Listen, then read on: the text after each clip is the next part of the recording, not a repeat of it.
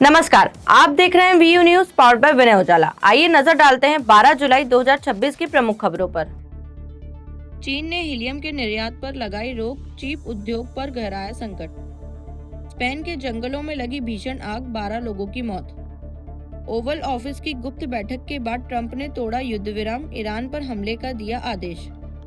भूकंप के बाद वेनेजुएला में बीमारी का संकट गहराया, मृतकों की संख्या बढ़कर 3,811 पहुंची। भारतीय मूल के नीरव शाह अमेरिका में सीनेट चुनाव की दौड़ में शामिल, मेन राज्य से पेश की दावेदारी। बाबा सिद्दीकी हत्या मामले में अदालत सख्त, अनमोल विश्नोई को पेश करने के निर्देश दिए।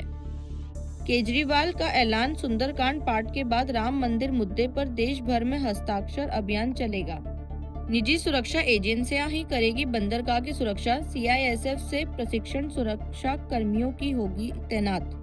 BMC में जाति प्रमाण पत्र विवाद, IMIM-NCP की 2 महिलाएं पार्षद अयोग्य घोषित, बड़ा राजनीतिक विवाद।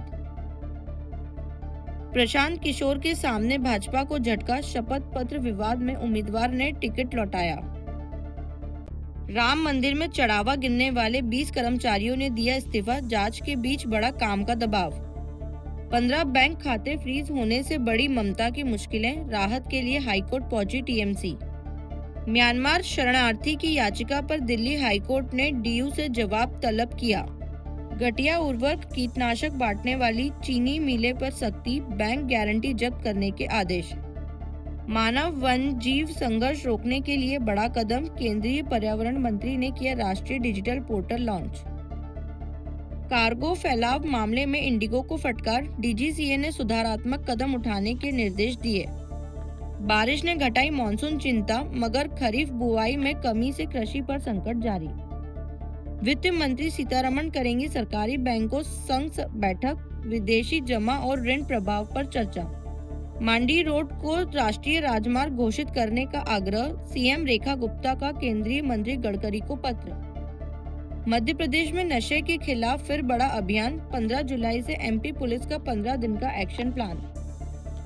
उप मुख्यमंत्री जगदीश देवड़ा ने कहा कि दतिया उपचुनाव में भाजपा पूरी तरह एकजुट है। उन्होंने नरोत्तम मिश्रा को वरिष्ठ नेता बताते हुए जीत का भरोसा जताया। भोपाल में उप मुख्यमंत्री जगदीश देवड़ा ने दतिया विधानसभा उपचुनाव को लेकर कहा कि उम्मीदवार चयन का निर्णय भारतीय जनता पार्टी का सामूहिक निर्णय है और संगठन में सभी उसे स्वीकार करते हैं। उन्होंने कहा कि पार्टी में संगठन सर्वोपरि है तथा सभी नेता और कार्यकर्ता पूर्ण निष्ठा से उसके साथ चुनाव लड़ेंगे। डॉक्टर नरोत्तम मिश्रा को भाजपा का वरिष्ठ और अनुभवी नेता बताते हुए देवड़ा ने कहा कि यदि कहीं किसी प्रकार की नाराजगी है तो उसे समाधान आपसी संवाद से कर लिया जाएगा। डॉक्टर नरोत्तम मिश्रा को भाजपा का वरिष्ठ और अनुभवी नेता बताते हुए देवड़ा ने कहा कि यदि किसी प्रकार की नाराजगी है तो उसका समाधान आपसी संवाद में कर लिया जाएगा। उन्होंने स्पष्ट किया कि भाजपा में चुनाव किसी एक उम्मीदवार का नहीं बल्कि पूरे संगठन का होता है और दतिया में पार्टी एकजुट होकर प्रचंड जीत दर्ज करेगी। दतिया विधानसभा के चुनाव को लेकर जो निर्णय हुआ है वो भारतीय जनता पार्टी का निर्णय है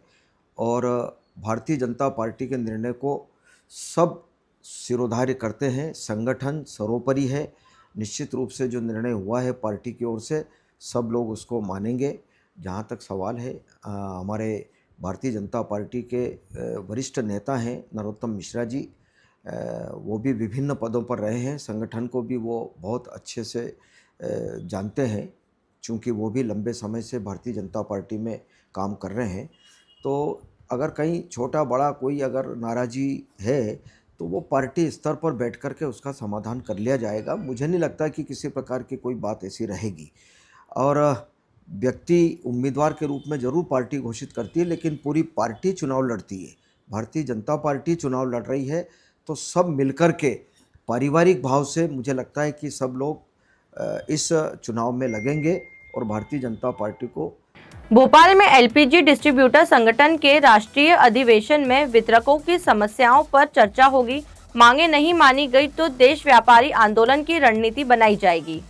भोपाल में एलपीजी डिस्ट्रीब्यूटर संगठन का राष्ट्रीय अधिवेशन समन्वय भवन में आयोजित होगा, जिसमें देश भर के वितरक शामिल होंगे। अधिवेशन में होम डिलीवरी प्रभार, प्रशासनिक शुल्क में बढ़ोतरी, कंपनियों द्वारा कमर्शियल सिलेंडर की अनिवार्य आपूर्ति, वितरकों की सहमति के बिना उपभोक्ता उत्पादक थोपने और पीएनजी गैस की अनिवार्यता जैसे मुद्दों पर चर्चा होगी। संगठन के राष्ट्रीय अध्यक्ष BS शर्मा ने आरोप लगाया कि सरकारी और तेल कंपनियों की नीतियां वितरकों के हितों के खिलाफ है। उन्होंने कहा कि अधिवेशन के बाद मांग पत्र सरकार को सौंपा जाएगा। मांगे नहीं मानी गई तो देश भर के एलपीजी वितरक आंदोलन की रणनीति बनाएंगे। अदर प्रोडक्ट जो कमीशन लेकर के और इसके अधिकारी भ्रष्टाचार में डूबे हुए हैं, अपने फायदे के लिए जब डिस्ट्रीब्यूटर पर वो प्रोडक्ट थोपते हैं, मजबूरी में डिस्ट्रीब्यूटर को जबरन कंज्यूमर में। और एक चीज और जानिएगा, सबसे बड़ा ब्लंडर हो रहा है, एक सुरक्षा ट्यूब आती है, इसमें एक्सपायरी पहले लिख दी जाती है। बनने वो 6 महीने इंडस्ट्री के पास रहती, फिर वेंडर के पास रहती, 1 साल बाद तो हमारे पास आती है, लेकिन उसमें 26 है,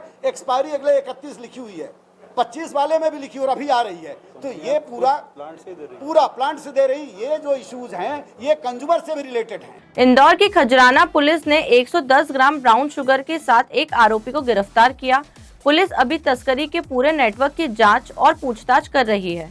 इंदौर की खजराना पुलिस ने मादक पदार्थ तस्करी के खिलाफ कार्रवाई करते हुए मंदसौर निवासी 28 वर्षीय राम किशन उर्फ राम निवास गोस्वामी को गिरफ्तार किया है। आरोपी के कब्जे से 110 ग्राम ब्राउन शुगर बरामद हुई है, जिसकी अनुमानित कीमत करीब 11 लाख रुपए बताई जा रही है। पुलिस के अनुसार आरोपी वाघेला गार्डन क्षेत्र में किसी ग्राहक को मादक पदार्थ की सप्लाई देने पहुंचा था, तभी मुखबिर की सूचना पर उसे पकड़ लिया गया। आरोपी खेती करता है और स्वयं भी नशे का आदी है। NDPS एक्ट के तहत मामला दर्ज कर पुलिस उससे तस्करी के पूरे नेटवर्क की पूछताछ कर रही है। निर्देशन में जोन 2 में अवैध मादक पदार्थों के खिलाफ लगातार कार्रवाई की जा रही है। कल थाना खजराना की टीम को एक महत्वपूर्ण सफलता मिली है।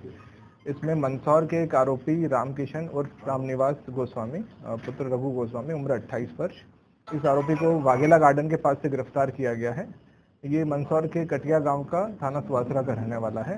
आरोपी से 110 ग्राम ब्राउन शुगर जब्त की गई है और साथ ही इसका एक वीवो का मोबाइल भी जब्त किया गया है। जो हमारी NDPS की SOP रहती है इन्वेस्टिगेशन की, हम फॉरवर्ड और बैकवर्ड ट्रैकिंग करते हैं कि जो मादक पदार्थ है वो किसको देने के लिए आरोपी जा रहा था और किससे लेके आ रहा था।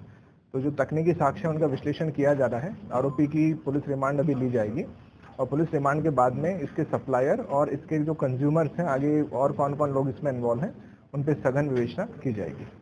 भोपाल मास्टर प्लान को लेकर दिशा समिति की बैठक में हंगामा हुआ। कांग्रेस विधायक आरिफ मसूद और आतिफ अकील विरोध जताकर बैठक छोड़कर चले गए। जिला विकास समन्वय एवं नागरिक समिति दिशा की बैठक में भोपाल के मास्टर प्लान को लेकर जमकर हंगामा हुआ। कांग्रेस विधायक आरिफ मसूद और आतिफ अकील ने कहा कि जब तक मास्टर प्लान लागू नहीं होता ऐसी बैठकों का कोई मतलब नहीं है। इस दौरान उनकी जनपद पंचायत अध्यक्ष प्रमोद सिंह राजपूत ने तीखी बहस हो गई। करीब 10 मिनट की नोकझोंक के बाद दोनों विधायक बैठक छोड़कर चले गए। बैठक के बाद सांसद आलोक शर्मा ने कहा कि भोपाल के विकास के लिए प्लान जल्द लागू होना जरूरी है और इस मुद्दे पर मुख्यमंत्री से चर्चा करेंगे। वहीं स्मार्ट सिटी के कामों को लेकर भी जनप्रतिनिधियों ने अधिकारियों से जवाब मांगा। मुझे लगता है जनप्रतिनिधियों की अपनी आदर्श आचार संहिता होना चाहिए।